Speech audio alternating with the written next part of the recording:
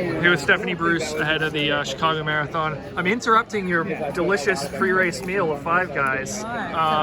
So, yeah, I was talking to Coach Ben the other day, and basically he was of the opinion, you know, you have had a really good year, PRs in a lot of distances. The one thing that's still sort of out of whack is the marathon. Is that gonna change on Sunday? I would like it to, yes. Yeah. Yeah. Like everyone said, I've had like a lot of breakthroughs, and that's been amazing.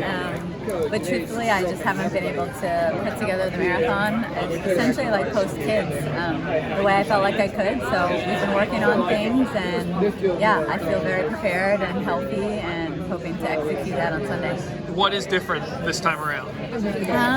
Honestly, I think it's an accumulation. Like, marathon training just takes time, and I've had now almost 4 or 5 cycles post-children, and I've been essentially healthy most of them. And a big thing we've been working on is like fueling with my stomach. I have like a lot of gut issues over time that kind of plague me. And I just feel like we're getting closer and closer to figuring those out. What specifically, like, when you say gut issues, like during a race, what does it feel like? Yeah, so what was happening to me is training. I was having something, I don't know if it's really like a name, but like ischemia. So I would be doing a workout, and then all of a sudden I'd be fine. And then in the middle of something that was maybe like a 12-mile tempo or steady state, I would just bonk. And I was taking fluids, like I was taking more than, let's say, someone I was training with. And we had no idea, like, why am I bonking? And it was almost like whatever I was taking in was just bypassing my stomach, and I wasn't digesting it, so I just ran out of fuel. And we think that happened in like a few of my marathons, like back in London, a year ago in New York. And so now we've just been trying to like heal my gut a little better and make sure my iron intake is really good.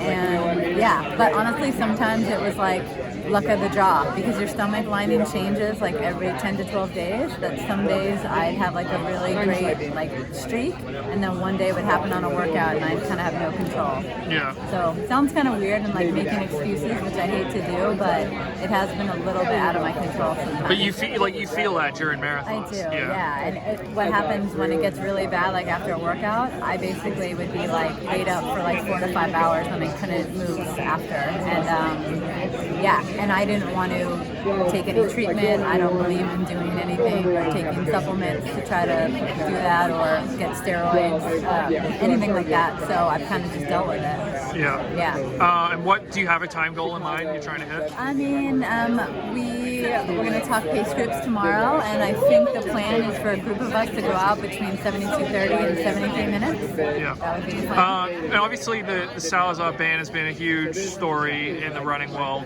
And there are a few former Salazar athletes who are in the field in Chicago. What is your thought on racing against them? Like, are you comfortable having them be here and being part of the elite field? Yeah, well, I like what a couple people have said. It's like, yeah, they haven't done anything that, the way the system is, and with USADA, there's nothing to say that they shouldn't be here competing. They haven't passed or failed any drug tests. But the crux of it is a lot of people in the sport that have gotten away with things have never failed drug tests. So it's really difficult. So yeah, there are personal opinions whether you feel like people should be on the start line, but they have every right to be. I just want at the end of my career to know, like, I got my butt kicked fair and square, you know, by people like Shalane, by Molly, by Emily, and I feel good about, like, when I get my ass kicked by them. Sometimes it feels harder when you get your butt kicked by people that were under a coach, you know, that did have that ban against them.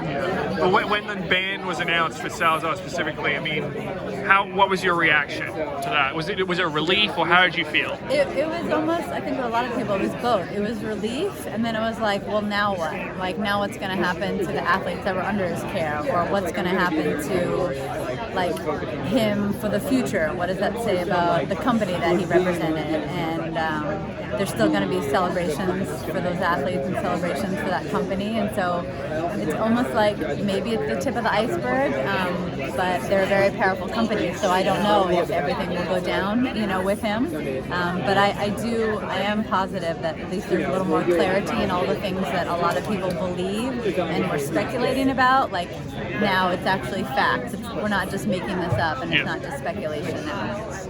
All right, well, appreciate the time, Stephanie, and good luck on Sunday.